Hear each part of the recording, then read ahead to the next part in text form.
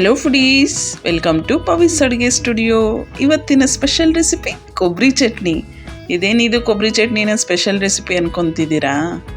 ಅದೇ ಸ್ಪೆಷಲ್. ಯಾಕೆಂದರೆ ಇದು ಎಲ್ಲ ಕಡೆನೂ ಸಿಗೋದಿಲ್ಲ. ತುಂಬಾ ಡಿಫ್ರೆಂಟ್ ಟೇಸ್ಟಿಯಾಗಿರುತ್ತೆ. ಹಾಗೆ ಒಂದು 2-3 ದಿವಸ ಆದರೂ ಹಾಳಾಗೋದಿಲ್ಲ, ಅಷ್ಟು ಚೆನ್ನಾಗಿರುತ್ತೆ ಒಂದು ಚಟ್ನಿ. ಇದು ತಿರುಪತಿ ಮತ್ತು ಕುಕ್ಕೆ ಸುಬ್ರಹ್ಮಣ್ಯದಲ್ಲಿ ತಿಂದಿದ್ದೆ. ತುಂಬಾ ಟೇಸ್ಟಿಯಾಗಿರುತ್ತೆ. ಹಾಗೆ ಮಾಡೋದು ಕೂಡ ತುಂಬಾ ಸಿಂಪಲ್ಲು. ಹಾಗಿದ್ರೆ ಹೇಗೆ ಮಾಡೋ ಅಂತ ನೋಡೋಣ.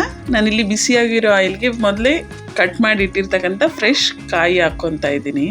ಇಲ್ಲಿ ತೆಂಗಿನಕಾಯಿನ ತುರ್ಕೊಂಬಾರ್ದು, ಈ ಥರ ಕಟ್ ಮಾಡಿ ಚಿಕ್ಕ ಚಿಕ್ಕದಾಗಿ ಕಟ್ ಮಾಡಿ ಬಿಸಿಯಾಗಿರೋ ಆಯಿಲ್ಗೆ ಹಾಕ್ಕೊಂಡು ಈ ಥರ ಕಲರ್ ಸ್ವಲ್ಪ ಲೈಟಾಗಿ ಚೇಂಜ್ ಆಗ್ತಿದ್ದಂಗೆ ಇದನ್ನು ಒಂದು ಪ್ಲೇಟಿಗೆ ಸೈಡಿಗೆ ತೆಗೆದು ಇಟ್ಕೊಂಬಿಡೋಣ. ಇದು ತುಂಬಾ ಡಾರ್ಕ್ ಕಲರ್ ಆಗೋದಕ್ಕೆ ಬಿಡಬೇಡಿ. ಹಾಗೆ ಇದು ಐ ಫ್ಲೇಮಲ್ಲಿ ಫ್ರೈ ಮಾಡೋದಕ್ಕೆ ಹೋಗಬೇಡಿ, ಮೀಡಿಯಮ್ ಫ್ಲೇಮಲ್ಲೇ ಫ್ರೈ ಆಗಬೇಕು. ಇದನ್ನು ಒಂದು ಪ್ಲೇಟಿಗೆ ತೆಗೆದು ಇಟ್ಕೊಂಡು ಇದಕ್ಕೆ ಒಂದು 3 ಟೇಬಲ್ ಸ್ಪೂನ್ ಆಗೋಷ್ಟು ಕಡಲೆಬೇಳೆ ತೆಗೆದು ಅದನ್ನು ಸೈಡ್ಗೆ ಇಟ್ಕೊತಾ ಇದ್ದೀನಿ. ಈ ಕಡಲೆಬೇಳೆ ಡೀಪ್ ಫ್ರೈ ಆಗೋದು ತುಂಬಾ ಟೈಮ್ ಏನು ತೊಗೊಳೋದಿಲ್ಲ. ಹಾಗಾಗಿ ಹುಷಾರಾಗಿ ನೋಡ್ಕೊಂಡು ತೆಗೆದಿಟ್ಕೊಳ್ಳಿ. ಕಪ್ಪಾದರೆ ಮತ್ತು ಟೇಸ್ಟ್ ಹಾಳಾಗುತ್ತೆ ಚಟ್ನಿದು. ಈಗ ಇದಕ್ಕೆ ನಿಮಗೆ ಕ್ವಾಂಟಿಟಿಗೆ ರುಚಿಗೆ ತಕ್ಕಷ್ಟು ಒಣಮೆಣಸಿನ್ಕಾಯಿ ತಗೊಳ್ಳಿ. ಒಂದೊಂದು ರೀತಿಯ ಒಣಮೆಣಸಿನ್ಕಾಯಿ ಒಂದೊಂದು ಥರ ಖಾರ ಇರುತ್ತೆ. ಹಾಗಾಗಿ ಟೇಸ್ಟಿಗೆ ತಕ್ಕಷ್ಟು ಒಣಮೆಣಸಿನ್ಕಾಯಿ ತಗೊಬೇಕಾಗತ್ತೆ. ಇದನ್ನು ಈ ಥರ ಡೀಪ್ ಫ್ರೈ ಮಾಡಿ ಇದನ್ನು ಸೈಡ್ಗೆ ತೆಗೆದು ಇಟ್ಕೊತಾ ಇದ್ದೀನಿ. ಇದೇ ಫಸ್ಟ್ ಟೈಮ್ ನೀವು ನನ್ನ ಚಾನಲ್ನ ನೋಡ್ತಿದ್ರೆ ಪ್ಲೀಸ್ ಒಂದು ಸಲ ಸಬ್ಸ್ಕ್ರೈಬ್ ಮಾಡ್ಕೊಳ್ಳಿ. ಈಗ ಇದು ಕಂಪ್ಲೀಟಾಗಿ ತಣ್ಣಗಾಗಬೇಕು. ಅಲ್ಲಿ ತನಕ ಆರೋದಕ್ಕೆ ಬಿಟ್ಬಿಡೋಣ. ಇದು ಕಂಪ್ಲೀಟಾಗಿ ತಣ್ಣಗಾಗಿದೆ.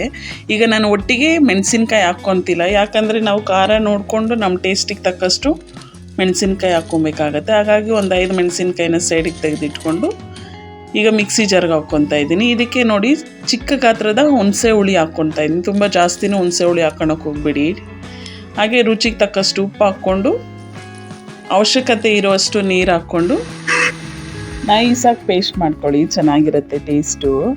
ನೋಡಿ ಇಷ್ಟಾದರೆ ಸಾಕಾಗುತ್ತೆ. ಈ ಟೈಮಲ್ಲಿ ನೀವು ಬೇಕಿದ್ರೆ ಉಪ್ಪು ಮತ್ತು ಖಾರ ಅಡ್ಜಸ್ಟ್ ಮಾಡ್ಕೊಬೋದು. ಎತ್ತಿಟ್ಟಿರೋ ಮೆಣಸಿನ್ಕಾಯಿ ಬೇಕಾದರೆ ಈ ಟೈಮಲ್ಲಿ ಹಾಕ್ಕೊಬೋದು.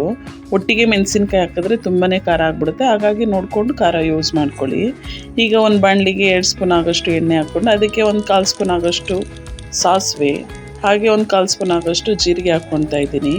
ಈಗ ಇದಕ್ಕೆ ಕಂಪಲ್ಸರಿ ಹಿಂಗೆ ಹಾಕಲೇಬೇಕು.